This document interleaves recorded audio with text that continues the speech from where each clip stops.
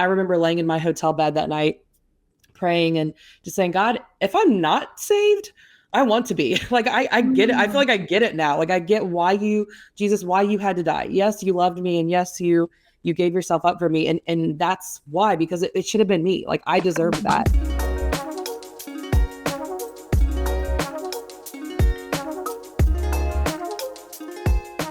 Hey everyone, welcome to Clarity Over Chaos, the podcast brought to you by Women in Apologetics, where we cut through the noise of culture to help teen girls and young women build a confident Christian worldview.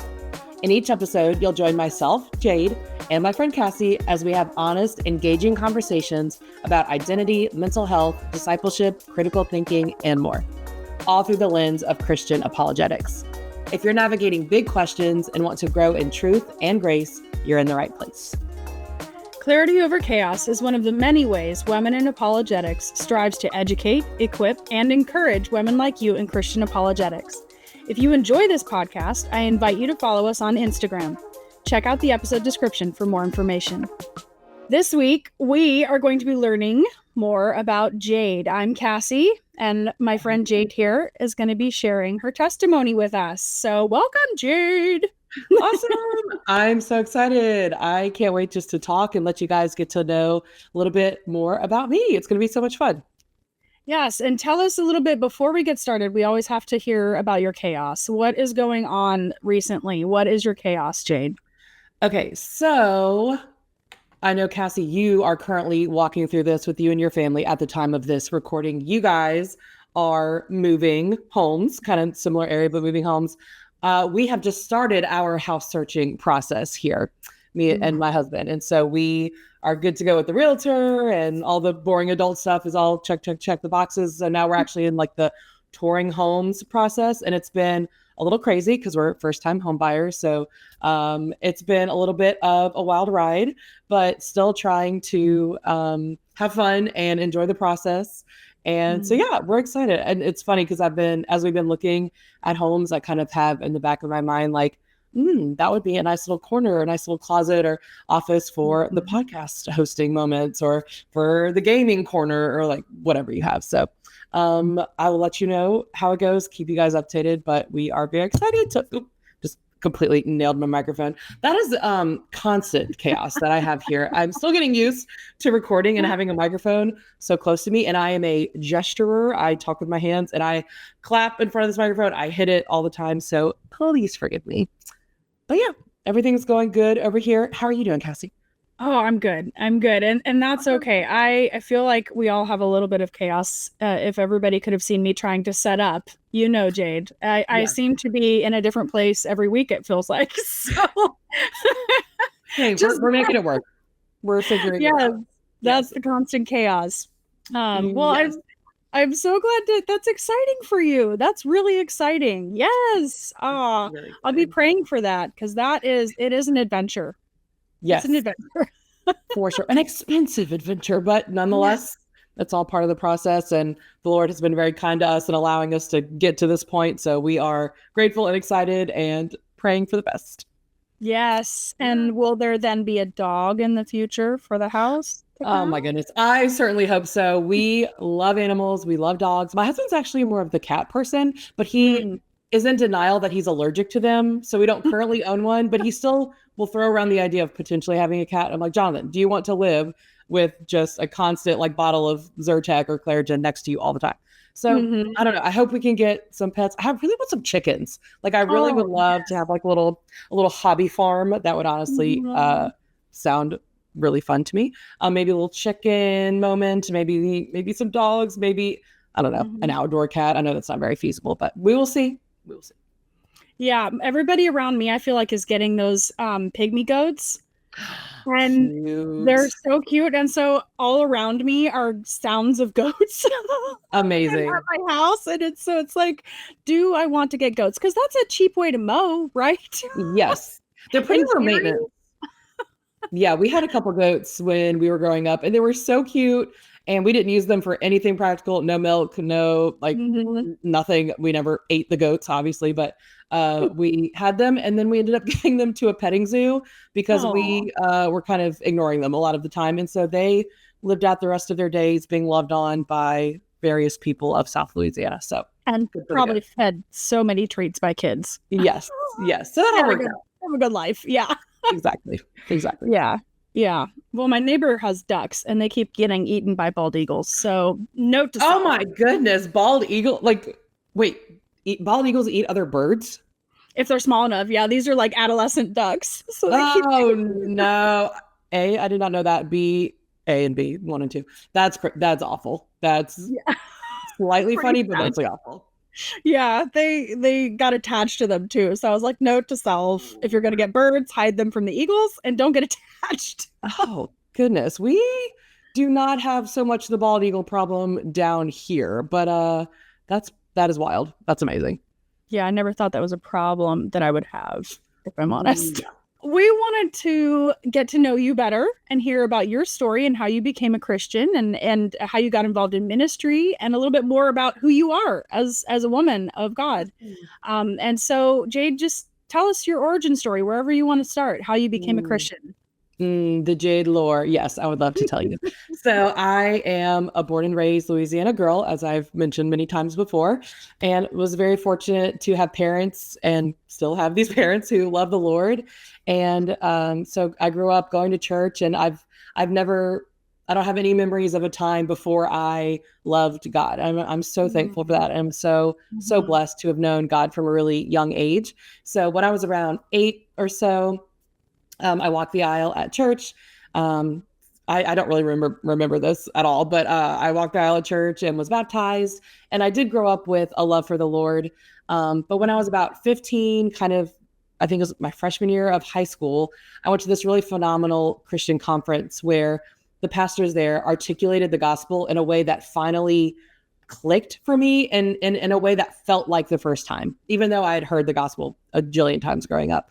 But they did such a great job explaining how Jesus was like the very just judge of the universe, which he is. God is the just judge of the universe, and a good judge can't let guilty lawbreakers like us go for free. So Jesus is like the judge who lovingly took the death penalty on my behalf. And my sin felt so like in front of me. I could just see all the ways I disobeyed God throughout my entire life. And just understanding that salvation is me giving Jesus my sin and my brokenness and condemnation, and him giving me his righteousness and forgiveness and new life. And I remember laying in my hotel bed that night praying and just saying, God, if I'm not saved, I want to be. Like, I get it. I feel like I get it now. Like, I get why you had to die. Yes, you loved me. And yes, you gave yourself up for me. And that's why, because it should have been me. Like, I deserved that. And so I just remember praying like, Lord, please save me if I'm not saved. Cause I feel like I really get it. I feel like I really get it now. And the next day I really felt different. Like, things felt different. Sin felt different. And so that kind of began my journey of earnestly walking with the Lord in a very personal way, certainly an imperfect way. I mean, I had a really hard time in high school.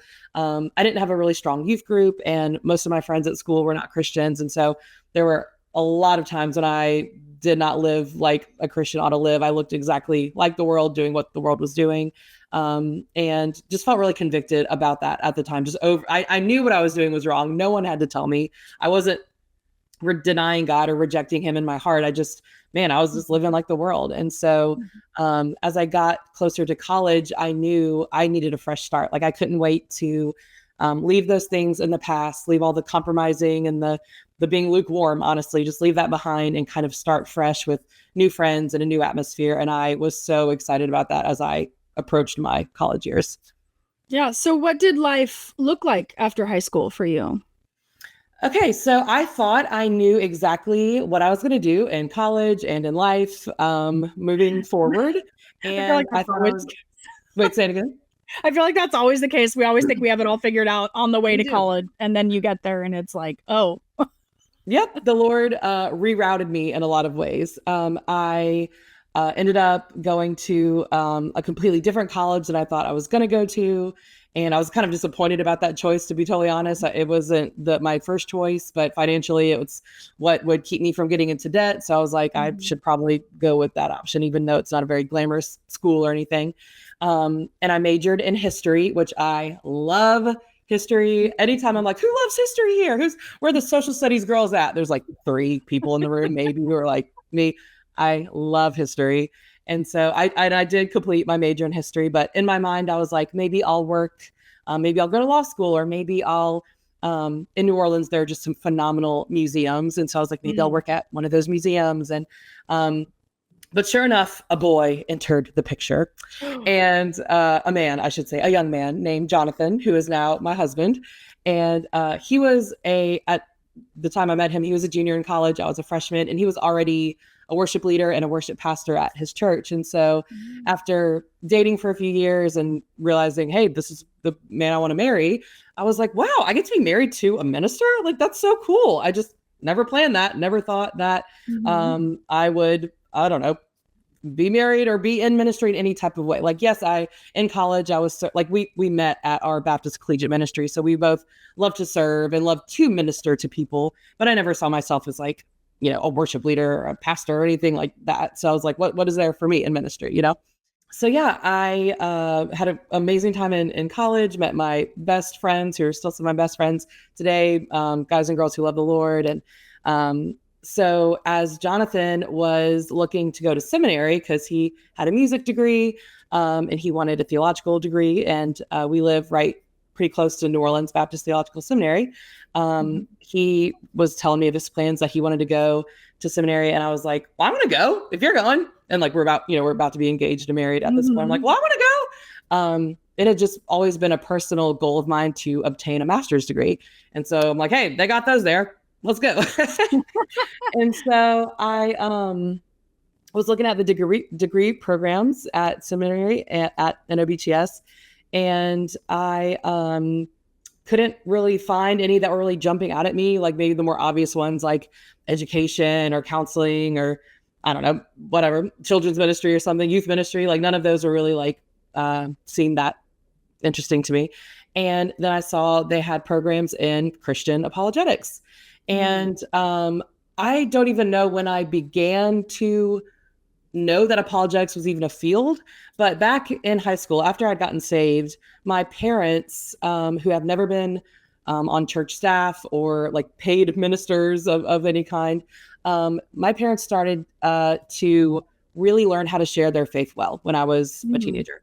And I remember my dad saying, like, there's got to be a better way than just telling people to ask Jesus into their heart. Like, there's got to be a better way to answer people's questions, to tell people like what we believe and why.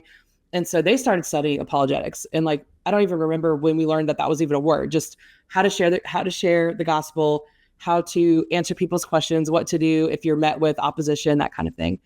And so, and to this day, like 20 something years later, my parents are still incredibly faithful lay evangelists. Like they are just everyday people. My dad's a pilot. He doesn't work at a church or anything. And he and my mom and their group of friends and co-laborers in the Lord, they share the gospel so frequently on college campuses, total strangers. They're just amazing examples of living out the Great Commission every day. And so when I'm looking at the apologetics program at NOBTS, I just think to myself, that would just be so much fun to really study this at an academic level, because I loved apologetics. I loved when my parents would teach us, hey, here's how to respond if someone says Jesus never existed, or if God is good, why is there so much evil in the world? Here's some things we can say. And just learning those things, it amazed me how much that decreases your fear when it comes to sharing your faith. If you're just ready for a few responses, you don't have to be a theologian. You don't have to know a ton, but just being like somewhat prepared to answer some questions that a lot of people are going to have. The same questions come up over and over and over. It makes you so confident. I loved like being able to show that my faith isn't just like a this works for me kind of thing, or like this personally, I like my faith. Like this is an evidential, real, rational belief system that matches with reality. And I can show you that even if you don't know God. And so I just have always loved apologetics since a young age. And I was like, hey, Jonathan, I want to major in this, or I want to get my graduate degree in this. And he's like, you know what? That sounds great. I'll do that too. And so it's really cool. We both got to get our master's in apologetics from New Orleans Baptist Theological Seminary. Wonderful school. We still are involved there in a few different ways and just had an amazing experience there. Amazing professors and classmates who are still friends. And yeah, it was an amazing time. Oh, so it sounds like your interest in apologetics started really from your parents. Like they kind of inspired that for you. So Yeah. then how did you go from being an apologetics student into co-founding Women in Apologetics?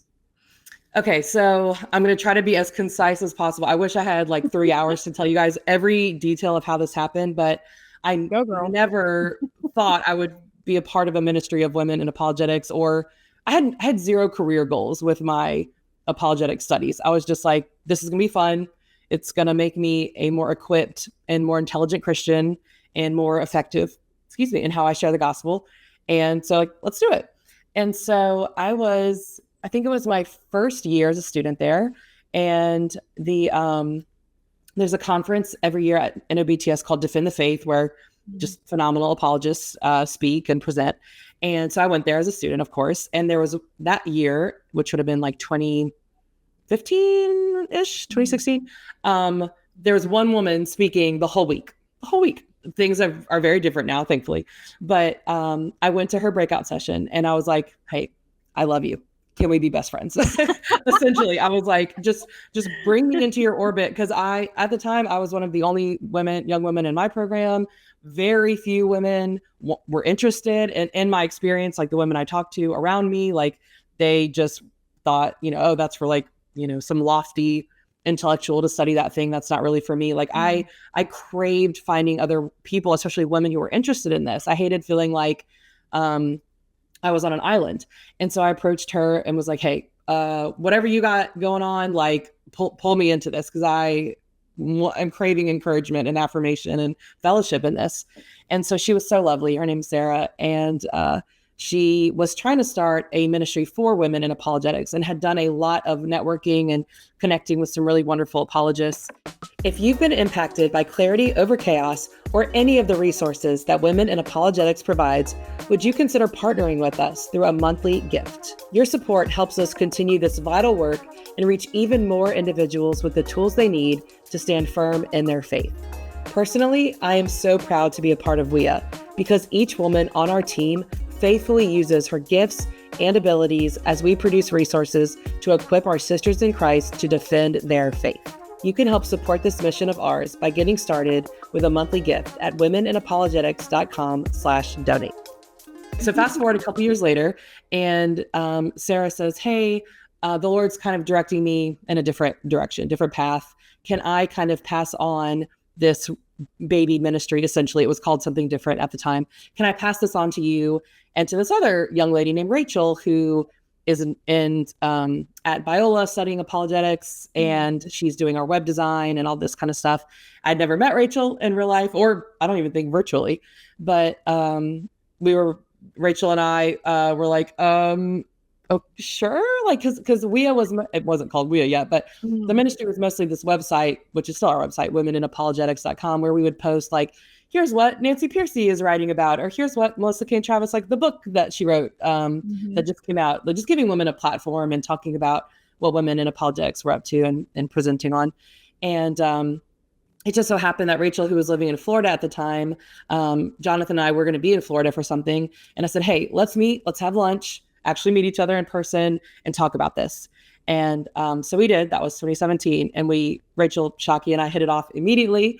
And we were like just dreaming as we had this lunch. We were like, would it be so cool if we got to have like conference one day, or like writing our own articles or curriculum, or just what if we were just this hub for women in different denominations and in different generations and walks of life who loved apologetics, where we could teach each other and grow together and encourage other women. Like, what if, we just dream. And we were like, okay, if you're in, I'm in. And so we were like, okay, well, what are we going to be called? And we're like, well, we are Women in Apologetics. That's pretty descriptive. It's pretty straightforward. Let's go with that. Let's go with WIA. And so we were like, okay, how do we run a ministry? Like, how do we do this? And so truly, when I tell you, the Lord started bringing other men and women to help us and to encourage us. Rachel literally ordered the book called Nonprofits for Dummies. I just hit the microphone. Nonprofits for Dummies. Literally ordered the book. We're like, what are we gonna do? How do we like handle money and bylaws and a board? Oh my goodness, how do we do all this? And the Lord just started sending us women who loved apologetics, who maybe had experience in the field of law or accounting or, whatever, all these things that go into running a nonprofit ministry that you need expertise on. The Lord provided so fast. It was unbelievable. I could just cry thinking about how good he was to us and how he provided. And within a few months, we were already planning our first conference out at Biola University, which is the most, an absolutely incredible campus and school. And their master's program in apologetics is wonderful. So many people study there. And Dr. Craig Hazen out at Biola has just been such a wonderful friend and just a door opener for us. Like he offered, hey, y'all can have your first 3 conferences out here and we will help you in every way that we can. And they did. And it was just incredibly wonderful.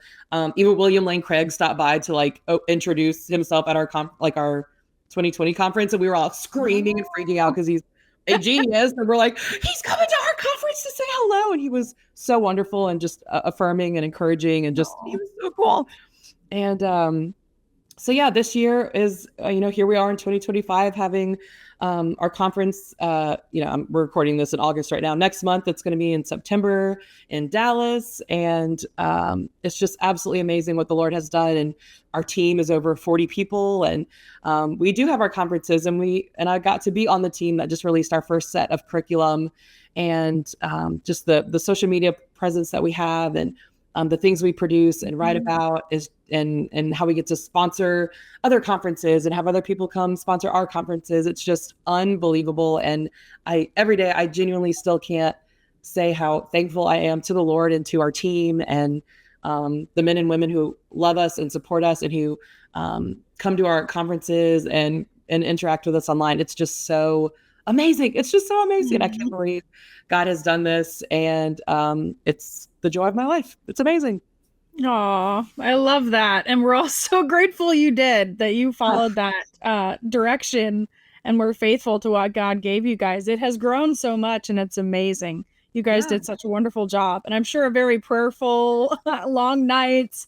Oh man. Lots of that. But yeah, like where are we going to get money from? We have no money. Like, what are we going to do? And just the generosity of so many people with their resources and time. But honestly, like you said, the prayer, like not only our prayers, but we are standing on the prayers of women who for years have come before us and who have done apologetics work alone or feeling very alone or feeling like they were some of the only women in the field or truly being some of the only women in the field. And so we know we stand on their prayers. And it's just so amazing to get to meet them and to fellowship together. And something I love about our team is we really are friends. We really do love each other. And, I think about this a lot. Like the world tends to promote like things like diversity super aggressively and almost like tries to manufacture that in an artificial way.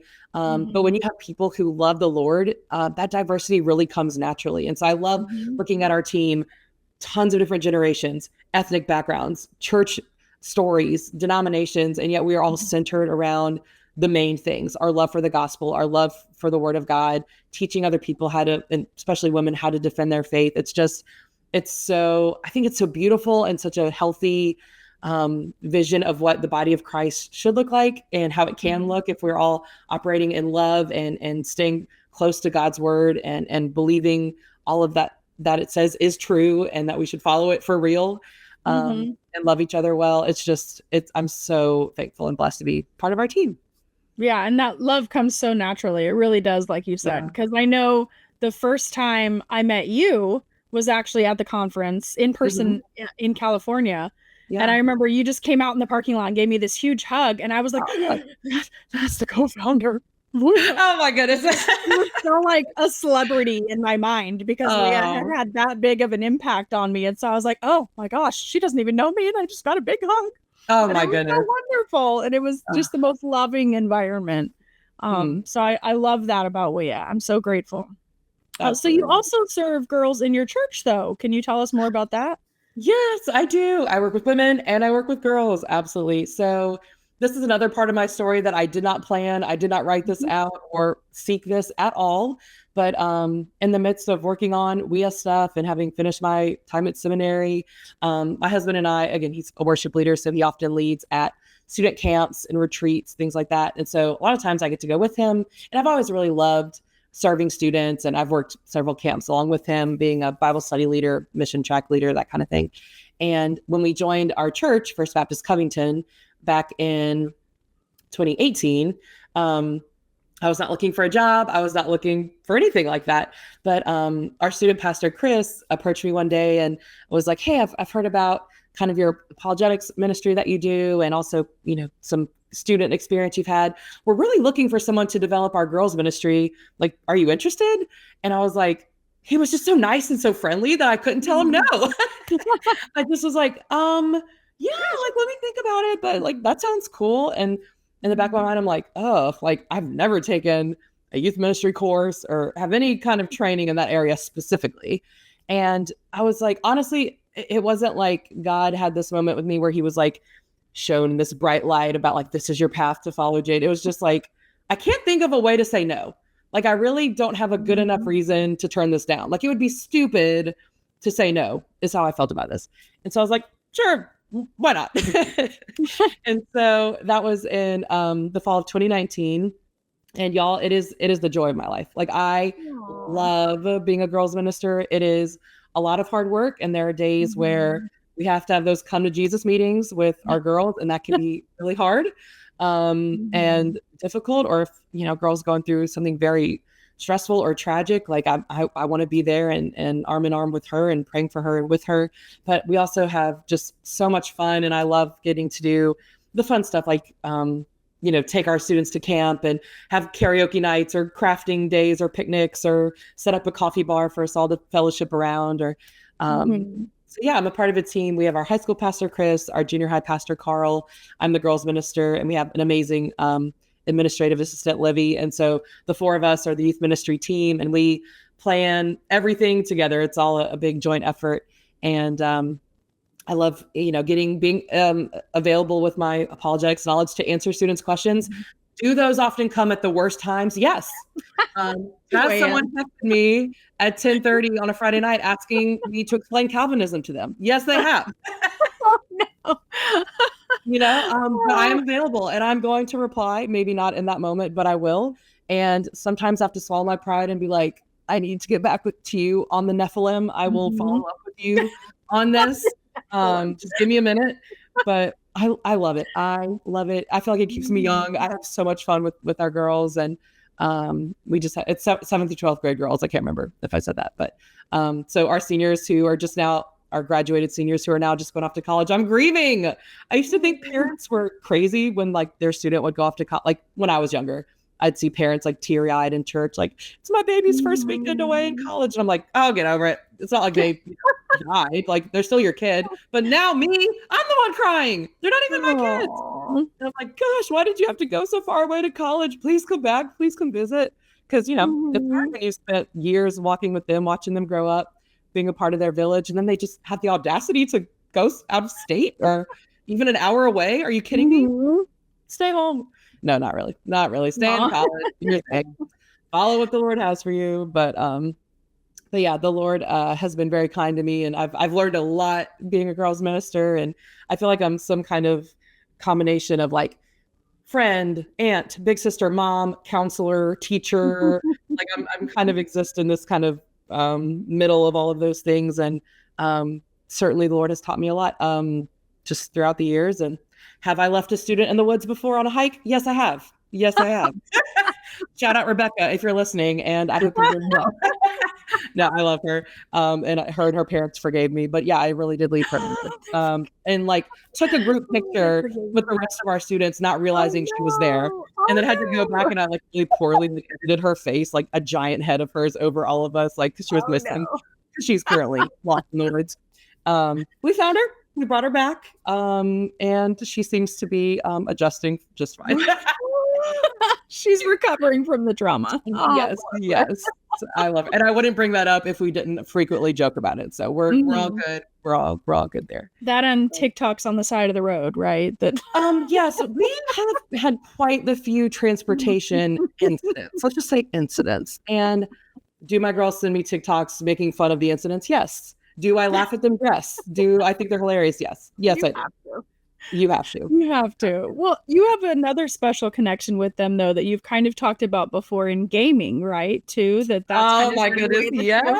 And that's something you like doing in your free time too, right? I do love video games. That is one of my hobbies and pastimes. I do have a gaming PC. I got my PS5. We have the new Switch 2. We've been playing Mario Kart on that. Super fun. But yeah, I love video games. I work hard so I can play hard. And it's actually not many of my girl students who play video games. I wish we had more girl gamers in my crew, but we do play with a lot of our guy students and even like my fellow youth ministers. We all play together, us and our spouses, have a good time. We play a lot of Fortnite. We play a lot of Roblox. We play all kind of stuff. So we have a good time with that.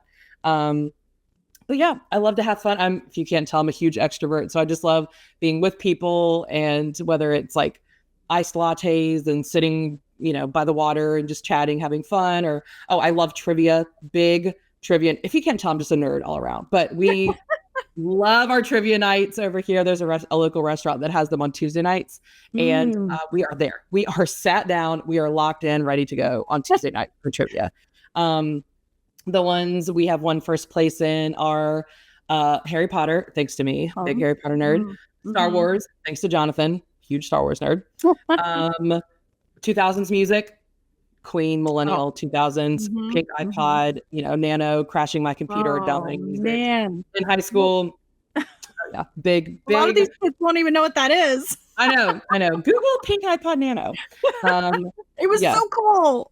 Yes, we loved it. Yeah, I love to thrift. I love an antique store. I don't have antique store money, but I love walking through them, touching everything, saying that's cute, and then not buying anything. I love to dance. So the whole like Baptists don't dance thing, like we did not get that memo in Louisiana.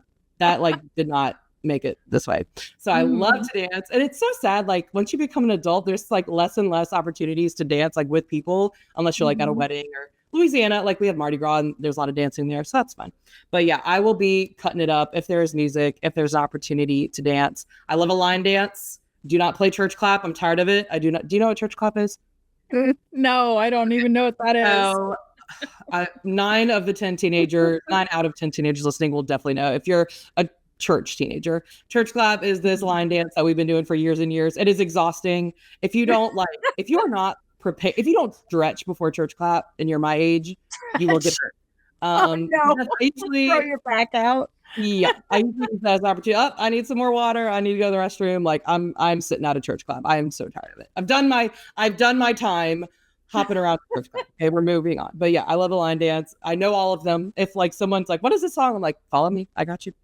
But yeah, you've moved on to singing at alligators. Oh yes. Wait. I need to tell that story real quick because I think we tried to tell that story, and then that episode, like our tech like failed during that episode. Let me tell you a little story. So this will really just show you. This kind of brings everything together, honestly. So I went with a couple of my students to. We have this absolutely beautiful area near where we live called the Lakefront. It's like Lake Pontchartrain. So we're on the North Shore. New Orleans is on the South Shore. So the Lakefront it's on the Lakefront. And it's just beautiful walkways, oak trees, moss. It's the most gorgeous sunsets out there. And there's like this little area where you can usually see some alligators. Like you're at a safe distance from them, so you don't have to worry about them getting you. Honestly, alligator attacks are very, very rare. We swim where they probably are sometimes, and no one's really afraid of them. It's all, we have an understanding. Okay. So if you say so. Alligators. Yeah, we're all good. We're all good. And I don't know if we have any Hamilton fans listening, but Jonathan and I actually on our anniversary this year, Hamilton came through New Orleans and we went and watched it. Cried immediately. Cried throughout the whole thing. Just it was so amazing. Like seeing it in real life and not just like chopped up scenes on like the movie version. Oh, so good. Anyway, what am I talking about? So these alligators, we were just in a particularly silly mood, and we were like, do you think these alligators have ever heard of Hamilton? Do you think anyone has ever graced their little alligator ears with the songs of Lin-Manuel Miranda? And so we did. And so we did give them a beautiful rendition of not my shot, not throwing away my shot, from the Hamilton soundtrack. And I think they enjoyed it. I think they did. I think they got a lot out of it. I think they appreciated it. And wait, let me see if I can actually. I was actually looking at pictures of this earlier because I want to prove. I'm not going to have a video of me. I'm not about to show a video of me singing that. I was going to say, hopefully there's a TikTok of that out there somewhere too. But I will show y'all. I don't know if y'all can see. There is the alligator, and there is the sunset. Too close. Yeah, we had the best time. I want to do a few. Unless there are some other hobbies you want to tell us about. Was there anything else you want to add? I said a lot. I think I covered it. Yeah. Okay, so I wanted to throw some rapid fire things at you and just get like a few of your favorites, because we're going to do this sometimes. We'll do it, more, so we get more of these because they're kind of fun to do, I think. They're fun. So for your rapid fire for today, the first one is, what is your favorite Bible verse? Ooh, I have a few. So Romans 8:1, therefore there is no condemnation for those who are in Christ Jesus. And I love 2 Timothy 1:7. God has not given us a spirit of fear, but of power and of love and of a sound mind. I'll leave it at those two. Those are two of my favorites. Great. And what's your favorite dessert? Okay. I love cheesecake. I know that can often be like people kind of divided over whether they like cheesecake or not. I love cheesecake. And down here we do a delicious bread pudding. So it's like this beautiful custardy bread pudding. It's just like a white chocolate bread pudding with some like hot bread pudding with vanilla ice cream on top. So good. I knew a Southern girl had to have a good dessert in there somewhere. Yes. What about There's a reason not many of us are particularly thin down here. We got some delicious food and dessert. Oh, amen to that. Listen, I lived down there for a while. I can attest to that. Yes. And it's the homeland of Chick-fil-A. It just can't get much better. Hey, down in the South, we love our Chick-fil-A. That's true. That's right. So what about your favorite board or card game? Card game is spades. I love to play spades. Board game is Codenames. I love Codenames. Have you played Codenames? I have not. We're going to play this at the conference. Okay. Maybe. Yes, I will honestly, we will have to set this up. It's so fun. It's like, you have a bunch of cards, you're on different teams, and you're trying to lead your team with clues to guess the cards that like belong to you. And what's fun is if you're playing with like people you know really well, you can kind of use inside jokes to kind of guide them. Or fun. Like if you're with some, theology nerds, like you could be like, okay, I have 3 cards that have to do with soteriology, and like see if your like teammates can figure out like what on earth you're talking about. So that's really fun. I love Codenames. Oh, that's great. Okay, last one. What's your favorite song to sing or dance to? Oh, that's impossible. That is impossible. Okay. But I will say, how can you not love I Want to Dance with Somebody by Whitney Houston? Like, even if you don't want to dance, you are compelled to dance when that song comes on. That one is always just so fun, especially with the girls. That's so fun to dance to. But bringing it back to my millennialness, I also love a good bye bye bye in sync moment, complete with choreography. So I do. That's like my dance floor. Like if I have to like karaoke something, I'm gonna pick bye bye bye. I Want to Dance with Somebody is just like the most fun to, in my opinion, to dance to and jump around to and sing. No one can sing like Whitney, but we can try. We can try. We'll do our best. Hopefully it's an honoring situation. Yeah. Okay. Oh, well, thank you so much for sharing all of that. I love hearing your heart. I love hearing how much you love on the women around you and your community and how involved you are. And I'm so grateful for Women in Apologetics. So thank you for sharing all of that, Jade. Thank you, Cassie. Thank you. And I can't believe we get to do this podcast together. Like that was definitely not on the dream list years ago with me and Rachel. I never even thought to think of, and we have our Voices of WIG podcast, but now having this one to more specifically minister to young girls and young women. So awesome. So thank you too. It's amazing. Yes, I love it. It's amazing how God he has different plans. Yep. We don't. Thank you. So true. All right. It's been great talking to you. Thank you so much, Cassie. Bye, everybody. We'll see y'all next time. Bye.